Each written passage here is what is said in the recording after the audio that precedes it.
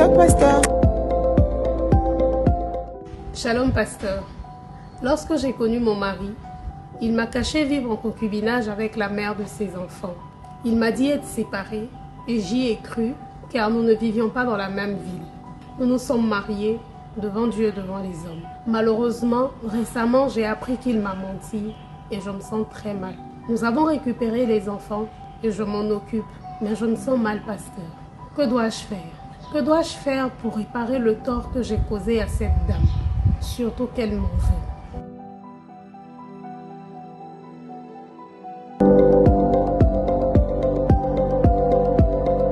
Toc toc pasteur.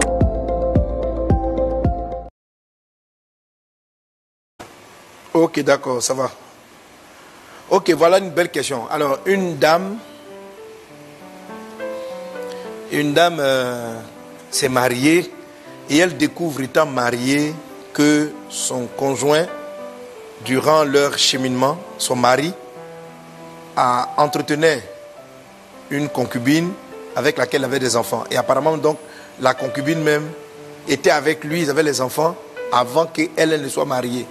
Voilà, autrement dit, c'est un peu comme s'il était avec elle et puis il est parti marier celle-là. Et la sœur n'était pas au courant. Si je me souviens dans la... Parce que comme vous voyez, nous on a les questions... Parce que souvent ils écrivent des courriers, donc on essaie de résumer. Ils sont mariés à l'église? Je ne me souviens plus, je ne sais plus trop. Elle a dit devant Dieu et devant les hommes. Ils se sont mariés, voilà, ils se sont mariés à l'église. Donc, maintenant étant mariés, elle voit que le mari a entretenu et il n'a pas vraiment coupé avec cette femme. Donc, la concubine ou bien la mère des enfants, parce que la sœur qui pose la question, je rappelle que ce n'est pas la vraie personne, hein, voilà. Donc, la sœur qui pose la question, elle est mal à l'aise maintenant, parce que l'autre, la mère des enfants, elle lui en veut, elle s'est dit qu'elle est venue prendre son mari, donc elle lui en veut. Elle se sent aussi coupable. Elle a le défi de la gestion. Et il a des enfants. Est-ce qu'elle doit les prendre pour que les enfants viennent grandir avec leur papa aussi à la maison? Est-ce qu'elle peut les prendre? Elle sait que l'autre dame veut qu'elle aille dehors. Elle est mal à l'aise. Elle se sent coupable par rapport à la dame. Elle a l'impression de lui avoir volé son mari. Bref, elle a un ensemble de questions qui lui passent par la tête. Elle ne sait pas. Et elle souhaite quelque part aussi réparer le tort parce qu'elle estime qu'elle a fait tort à la concubine. Ici, on ne sait plus qui est maîtresse, qui est... Bon, donc c'est une histoire un peu compliquée, des questions qu'on ne trouve qu'à Toc Toc Pasteur. Ok. Alors, je vais écouter vos réponses. Vous qui êtes en ligne, que doit-elle faire? Elle a envie d'aller demander pardon à la dame. Est-ce qu'elle doit quitter le monsieur? Elle a posé une question, mais on va exagérer. On va aller plus loin. Pasteur Carmen, Annabelle, les pasteurs qui sont avec moi ici, hein, nous sommes en plein... je fais le MS Life aujourd'hui à Vase d'honneur Cotonou. Voilà, à Vase d'honneur Cotonou. Et j'ai dans la salle plusieurs pasteurs. Que faut-il faire? Ah, vous êtes coincés, la question vous coince. Qu'est-ce qu'elle doit faire? Si c'est ta copine, ton amie. Bon, il y a deux. Moi j'ai beaucoup de réponses possibles. Hein. Elle peut décider que bon, c'est pas elle la vraie épouse. Oui. Et puis elle va demander pardon. Non, elle peut dire que c'est pas la vraie épouse, donc elle divorce. Oui, mais avant, elle demande pardon. Elle peut dire que de toute façon, c'est elle qui l'a épousé, c'est son mari. L'autre maintenant c'est l'étrangère. Donc l'autre n'a qu'à partir. Elle peut aller demander pardon, faire un règlement à l'amiable. Pour dire que bon, maintenant c'est son mari et que ou elle peut décider d'être le monsieur c'est un monsieur polygame, elle a marié un polygame. Elle fait quoi? Alors, si vous n'avez pas de réponse, on a pasteur Mustapha, pasteur Vaz, pasteur Teddy. Il y a trop de bishops là-bas qui ont des réponses. Et ils sont alliés comme ça. Ouais, il y a un enchaînement bishopal. On a les bishops, même les pasteurs. Bon, bishops, c'est entre nous. Hein. Ils sont mes fils. Donc, ne les appelez pas bishops dans la ville. Voilà, Sanoussi d'Ottawa, Placide de Abobo Doumé, hein, et puis du Niger, Herman du Niger. C'est un élément de réponse. Oui. D'abord, la relation était basée sur du faux. C'est-à-dire que même si elle ne savait pas que le monsieur entretenait une relation avec une autre femme, de qui il a eu des enfants, à la fin de l'histoire, à un moment donné de l'histoire, on se rend compte que la relation était basée sur le faux. Sur du faux. Donc, partant de là, moi, j'allais conseiller à la dame d'aller présenter des excuses à la première femme et puis au besoin de se retirer. Elle présente est-ce que la première femme? Puis elle se retire. Et puis elle se retire. Un avis de Annabelle. Pasteur Carmen. Bon, la question là. Bon, ce que je peux dire à la concubine, c'est que le concubinage aussi a trop duré. Elle a fait plein d'enfants dans le concubinage. Bon, les concubinages qui durent comme ça là, c'est risqué. Donc, les sœurs qui sont dans le concubinage, cherchez à vous faire épouser pour ne pas vivre ce genre de situation-là. Depuis là, tu ne réponds pas à la question. Hein? Oui, mais papa, l'histoire même est assez triste. Parce que la sœur n'était pas informée de la relation.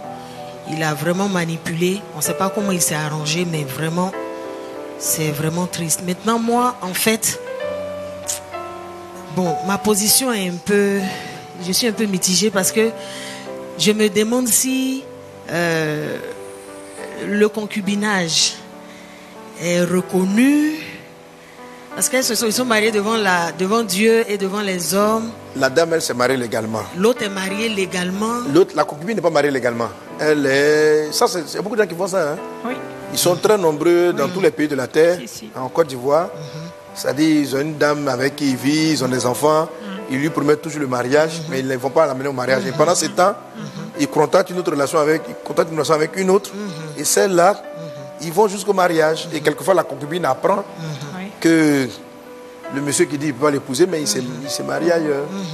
Maintenant, papa, dans ce cas-là, c'est que la mariée, bon, la décision qu'elle prie, le Seigneur, si elle ne se sent pas, elle n'est pas convaincue. Elle n'a qu'à partir.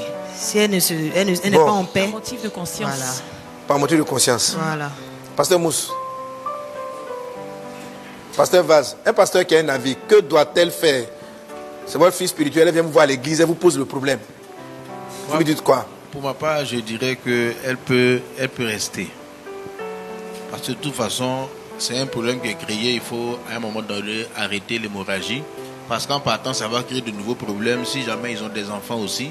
Et ça ne va pas résoudre forcément aussi ce qui s'est passé dans le passé. C'est-à-dire que même s'ils ne se séparent, ça ne veut pas dire que le monsieur va retourner se remarier de l'autre côté. Donc pour moi, c'est déjà assez confus. Mais il faut arrêter à un moment donné. Si elle veut continuer à vivre avec lui, qu'elle vive avec lui, ça fait un nouveau départ. Et puis on essaie de rattraper comme on peut dans le passé. Parce que s'ils ont des enfants, par exemple, qu'elle quitte aussi. Et ses enfants, qu'est-ce qu'ils deviennent? Comment ils voient la vie? Bon, je pense qu'elle n'a pas d'enfants. S'ils n'ont pas d'enfants. Hein? C'est la concubine qui a des enfants, elle n'a pas d'enfants. Mais éventuellement, c'est une possibilité si elle... Jusqu'à où est allé son mariage. Voilà, pour moi, à un moment donné, bon, ça a été dérangé. Il faut qu'on fasse table rase et puis on repart. Mais sinon, quitter ne résout pas forcément le problème, à mon avis. Ok, Pasteur Vaz. Alors, si j'ai bien compris, hein, je crois que la dame, elle a un sentiment que moi j'appelle la gentillesse. Et papa, tu nous as montré que la gentillesse, c'est pas un fruit de l'esprit. Donc, je ne suis pas en train de dire qu'elle doit aller en belligérance avec l'autre. Mais aujourd'hui, elle est l'épouse, elle est mariée. Je bénis Dieu qu'elle pense à l'autre. Mais pour moi, la personne qui est déterminante dans la décision que la dame doit prendre, c'est le mari. Quelle est en fait la position du mari? Est-ce que c'est un mari qui veut les deux? Est-ce qu'il veut continuer? C'est en ce moment-là. Je dis, il ne faut pas qu'elle se laisse conduire par ses émotions. Non, mais la femme pense du mal de moi parce qu'on dirait que c'est... Mais je ne savais pas. Je ne suis pas complice de mon mari. Il m'a menti. Je suis aussi victime. Et en tant que victime, je me dis que... voilà, qu'elle gère des choses avec son mari. Si elle doit partir, c'est en fonction de son mari. Mais il faut aussi que son mari mette de l'ordre. Merci, Pasteur Vaz. D'autres personnes? Mes filles? Elle se cache. Elles ne sont pas inspirées. J'avais les pasteurs, elles ont fui en même temps. Ils sont allés à 4 km. Bon, ok. Oui, Annabelle. Non, ça va. Papa, moi, je voulais ajouter un détail. Je crois que c'est elle qui a découvert, c'est pas le mari qui s'est confessé. Oui, c'est elle qui a découvert. Peut-être que l'autre dame l'a touché pour lui dire tu as pris mon mari, un truc comme ça. Voilà. Ok. Ok. Alors, la fille qui a posé la question, je pense que la première des choses pour moi, dans te répondre, il faut. Je n'ai pas pris de réponses d'internautes. Ou bien je laisse pour eux. Est-ce que vous avez vu quelques réponses pour moi en ligne? Juste quelques réponses. Adora, tu as des réponses?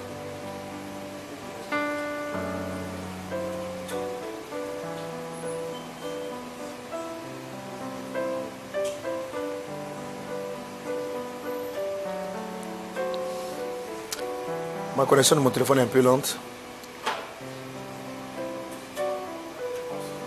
Le premier n'est pas reconnu devant Dieu. Du coup, le mariage doit être honoré de tous. Concubinage est risqué et demander, prier Dieu pour le pardon de l'autre. Marie-Noël, ok, c'est elle qui a donné cette réponse. Reine Mikan dit, même si le mariage est basé sur le mensonge, il est scellé. Donc trop tard, ils doivent aller au pied du maître et le mari est plus que douteux, franchement. Pas de divorce puisqu'elle est l'épouse légitime. Néanmoins, elle doit bien s'occuper des enfants et demander pardon à la femme. Estelle Prisca Quadio, on ne divorce pas. Zalissa, c'est du mensonge. Un mariage basé sur du mensonge n'a pas de valeur. Divorce et cherche la paix avec Dieu est la première. Dominique, que l'épouse cherche la face du Seigneur et demande pardon à la concubine. La relation basée sur du faux. Mais ils sont déjà mariés. Seul le Seigneur pourra réparer les torts du départ. Ce n'est pas sérieux. Il a besoin de délivrance.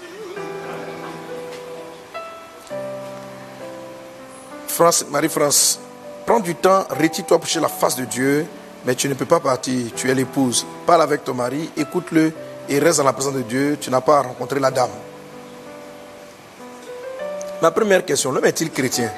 Si oui, qu'elle prenne une retraite, entre en intimité avec Dieu pour savoir réellement la vérité et savoir la suite, quelle décision prendre. Voilà. Bon, on a de très belles réponses. Merci pour toutes vos réponses, c'est super. On peut l'aborder sous des angles différents. Alors vous voyez, ça c'est elle qui a posé la question. Maintenant, supposez que ce soit celle qui pensait être l'épouse, qui est avec son concubin. Ça peut arriver, hein? Elle ne connaît pas le Seigneur. Je connais beaucoup de gars comme ça. Elle a 4 enfants avec son. Il leur prend la maison, il s'occupe. Et puis par derrière, il a une double vie. Et puis, il a fait le mariage légal. Si vous étiez la femme qui avait la concubine, qui avait les enfants, si c'était votre ami, qu'est-ce que vous lui auriez dit? Elle n'a qu'à divorcer, elle n'a qu'à le quitter avec tous les enfants, ou bien qu'elle reste. Si on prend, parce que là, c'est l'épouse légale qui a posé la question. Si c'était la concubine, si tu étais la concubine, bon, au début, tu parles de la concubine. C'est comme si tu es là, tu attends que le monsieur te marie.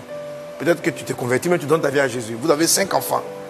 Et puis, à un moment, tu attends que ton mec, là, il est parti et prend une autre femme. Et il l'a épousée légalement. Vous lui dites quoi? Parce que le conseil que vous allez donner à la fille de dire à l'autre dame, là, il faut que vous puissiez le dire à elle. Genre, tu dis, oui, c'est vrai, il prend soin des enfants, il ne t'a pas marié, il faut partir. Est-ce que vous allez lui dire? Parce que tu vas lui dire de partir avec ses 4 enfants. Et de laisser celle qui est mariée légalement.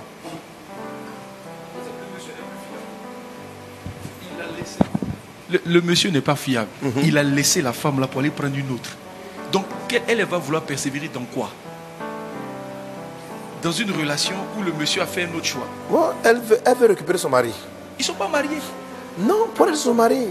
Tu sais, tu connais la tradition africaine. C'est-à-dire que tu es quelqu'un, tu l'as. Bon, ils ne sont pas mariés devant Dieu, ils ne sont pas mariés. Mais là, tu as eu 4, 5 enfants. Maintenant où tu es là, S5 là, tu vas aller refaire ta vie. Pour elle, c'est une folie de son monsieur. Il est devenu fou, il est parti prendre quelqu'un d'autre. Donc, elle fait quoi? C'est pas facile d'aider une femme. Bon, ok. Maintenant, le monsieur, il t'a pas chassé. Il n'a pas dit, je veux plus de toi. Elle est là. Il a 2 foyers. Il vient là-bas, il s'occupe des enfants. Maintenant, un matin, elle apprend que non, son mari l'a marié quelqu'un légalement. Daddy, c'est pour ça que j'ai dit, c'est la position du monsieur. S'il veut être polygame, bon, ok. C'est vraiment lui. Quelqu'un ne réponse pas ça, viens un peu vers devant alors. Alors, je prends la dernière réponse et puis je vous dis. La question. Passez avec toi. Tu voulais dire quelque chose? Ah, le débat est intéressant. Bon, approche aussi. Après, passez. Ah, vous avez la même position? Ok. Oui, passez. Oui, pasteur, moi je pense que c'est vrai, le monsieur il n'est pas fiable. Mais la soeur qui a posé la question, elle ne connaissait pas la situation. Bon, aujourd'hui, elle connaît la situation. Je pense qu'il y a 2 choses. Soit elle veut être une femme dans un foyer polygame, elle va rester là. Parce que le monsieur qui a fait les enfants avec la première dame, moi je pense qu'il a envie d'être dans un foyer polygame. Il veut 2 femmes.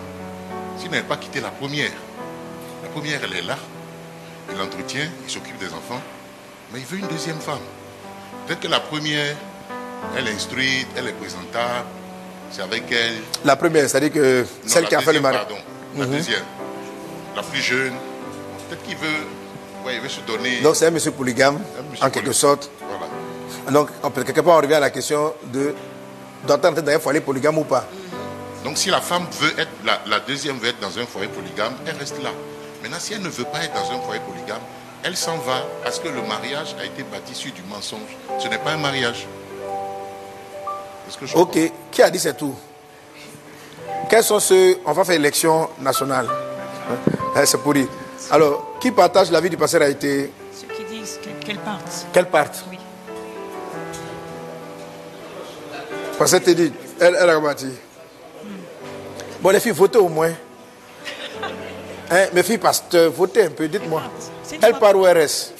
Celle qui a posé la question. Ah, celle qui a posé la question. La seule qui a posé la question. Elle part ou elle reste? Elle part.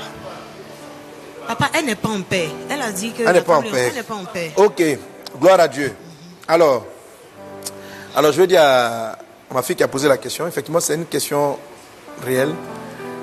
Mais je touche rapidement sur plusieurs points. Toi, tu étais en Christ. Je pense que l'Esprit Saint nous conduit. Je crois qu'il y a quelque chose que tu as raté avant de te marier. Il y a quelque chose que tu as manqué. Il y a un problème d'abord entre Dieu et toi et la façon dont tu l'as interrogé. Je crois que lorsqu'on invoque le Seigneur, parce que vous voyez, il ne faut pas mettre de côté le fait que quand on prie, Dieu nous répond. Quand on lui pose des questions, Dieu nous répond. Amen. Personnellement, je pense que tu t'es engagé dans cette relation avec précipitation, sans prendre le temps de chercher la face de Dieu. Dieu ne peut pas donner un serpent à un enfant qui lui demande du pain. Tu peux pas lui demander un mariage, et voilà. Et je crois, bon, peut-être tu vas parler en inbox, que l'Esprit t'a donné des signes. Il t'a montré des signaux que tu as dû ignorer. Voilà. Mais parce que l'Esprit Saint ne va pas permettre à ce que tu rentres dans cette situation-là. Tu as dû voir des attitudes, des habitudes. Alors, pour créer comment est-ce que... Quelles sont les habitudes que vous devez discerner pour savoir qu'il y a un problème dans la vie d'un homme? Un homme, tu es fiancé avec lui. S'il aime beaucoup de femmes, je t'assure, ma fille, que je ne serai pas surpris, toi en tant que chrétienne, qu'il est tenté de coucher avec toi, même dans les fiançailles. Je ne serai pas surpris. C'est un homme qui a plusieurs femmes, ça veut dire qu'il a un problème avec son truc et il aime les femmes. Donc, ce n'est pas la personne qui sait respecter les fiançailles dans le sens de je ne vais pas te toucher. Vous voyez, c'est pourquoi les fiançailles, il ne faut pas vous toucher. Ça vous apprend de contrôler, de vérifier la maîtrise de soi de votre conjoint. Un homme qui ne sait pas se maîtriser devant vous ne se maîtrise pas, ne va pas se maîtriser dans la vie. Si quelqu'un n'est pas fidèle dans les petites choses, il ne sera pas dans les grandes. Ça veut dire qu'il y a eu des signes qui auraient dû t'alerter. Tu vois, aujourd'hui, tu nous poses la question après coup. Mais qu'est-ce que Dieu t'a dit? Qu'est-ce qui s'est passé? Comment ont été suivies vos fiançailles? Qu'est-ce que tu as manqué? Quels sont les signaux que tu as manqués? Donc si tu sais que tu as manqué des signaux, commence d'abord par te repentir d'avoir péché contre Dieu, de ne pas écouter le Saint-Esprit. Et je crois qu'à partir de là, les choses vont être plus claires. La deuxième chose, c'est par rapport au mari. Je crois que je ne sais plus si tu es intervenu sur le fait qu'il soit converti ou pas. Il doit faire un choix. Toi, si tu ne veux pas rentrer dans un foyer polygame, tu dois lui faire un choix. Je crois qu'il faut aller sur la base du fait que l'autre concubinage est tout comme un mariage. Est tout comme un mariage. Ça fait des années qu'ils sont ensemble. Ils ont des enfants, qu'ils aient fait traditionnel ou pas, que ce soit légal ou pas. Il y a des choses qui sont quand même liées à ce qu'on appelle notre bon sens. Hein? Notre bon sens, tu vois. Donc, et je pense que ton âme juste se culpabilise plus ou moins par rapport à cette situation. Mais, c'est vrai, j'ai eu beaucoup de réponses, mais les gens te demandent à toi d'agir. En fait, non, c'est le monsieur. Toi, après t'être repenti de n'avoir pas vu les signaux de Dieu, mais demande-lui qu'est-ce qu'il veut. Maintenant, toi, veux-tu être dans un foyer polygame ou pas? Veux-tu accepter un foyer polygame ou pas? Si il te dit, en fait, je veux vous deux, maintenant tu vas décider. Tu vas dire, quand je me suis engagé avec toi, je ne me suis pas engagé pour un foyer polygame. Je préfère me retirer. Alors, ce n'est pas un retrait forcément qui va... Parce qu'il y a une différence entre le retrait et le divorce. Mais je préfère me retirer parce que déjà j'ai fauté contre Dieu et puis je n'ai pas envie d'entrer dans une aventure dans laquelle il ne m'a pas envoyé et parce que je ne sais pas. Et tu te retires et dans le calme tu pries, tu vas voir comment le Seigneur va conduire les choses. Mais je pense que pour une vie d'adultère chronique, voilà, pour moi, j'interprète le verset de la parole de Dieu que pour cause d'adultère, une femme peut se retirer. Un homme aussi peut se retirer. Donc, même si ce n'est pas un mariage, les gars, c'est toi qui l'as vraiment marié, ça veut dire qu'il a une vie d'adultère chronique. Ok? Et dans ce sens-là, ta posture, ta position peut être revue. Voilà. Moi, personnellement, mon avis, c'est de prier, de voir que tout est faux dès le départ et puis de repartir, de bâtir. Voilà, il faut avancer, quoi, tu vois, dans la vie. Maintenant, si vous avez des enfants, et que, mais tu vas devoir admettre que tu t'es retrouvé, tu as été piégé, tu t'es retrouvé dans un cas, c'est-à-dire que votre mariage est vraiment trop consommé. Si c'est au début, là, vous êtes là, bon, voilà, tu es une femme, tu es la deuxième femme d'un monsieur, voilà. Tu es la deuxième femme d'un monsieur. Si après il veut se séparer de l'autre ou truc, mais voilà. Et la troisième chose que je vais te dire, il ne faut pas te culpabiliser. La culpabilité, comme si la femme t'en veut, la femme n'a pas à t'en vouloir. Si elle doit en vouloir à une personne, c'est à son concubin. Voilà, toi tu n'as rien à voir avec cela. Toi, la seule chose que tu peux faire, c'est d'aller la rencontrer et puis dire vraiment, ma soeur, je suis vraiment désolé. Il m'a caché ces liens avec toi. Si je le savais, je ne serais pas là. Voilà, je ne serais pas là. Où je suis prêt à partir et puis à te laisser ton truc. Non, lui, il n'a qu'à me libérer. Et puis, on va partir. Maintenant, si vous décidez de... Je ne suis pas pour la polygamie, la Bible n'est pas pour la polygamie. Mais il y a des cas, comme on rencontre dans les cas de nos villages traditionnels. J'ai déjà répondu à la question de la polygamie. Les gens ont 2, 3 femmes, on ne leur demande pas de se séparer. Voilà, une fois que tu acceptes le principe que voilà, tu es dans un couple polygame, mais tu vas assumer, tu es dans un couple polygame. Et tu assumes. Voilà. Ok, que le Seigneur te bénisse. Amen. Amen, amen, amen. Amen. Que la grâce et la paix du Seigneur soient avec toi. Amen. Voilà ce que je voulais te dire en quelques mots. Amen. Amen. Merci Seigneur pour ta grâce divine. Père, je prie pour toutes les femmes, pour tous les hommes qui traversent des situations conjugales compliquées. Et je prie afin que dans ta grâce divine, tu les orientes, tu les conduis, Seigneur, tu les fasses sortir des filets de l'oiseleur. Pardonne-nous nos erreurs dans notre passé. Pardonne-nous nos manquements. Tu es le Dieu de toute grâce, tu es le Dieu de toute miséricorde. Et tu transformes les situations compliquées en opportunités de gloire. Que cette situation-là, Seigneur Dieu, puisse contribuer à la gloire. Ta fille aspire à faire ta volonté. Pardonne-lui les erreurs du passé et donne-lui cette ouverture nouvelle pour la gloire de ton nom. À toi la louange, à toi la gloire au siècle des siècles, dans le puissant et précieux nom de Jésus. Merci Seigneur. Amen.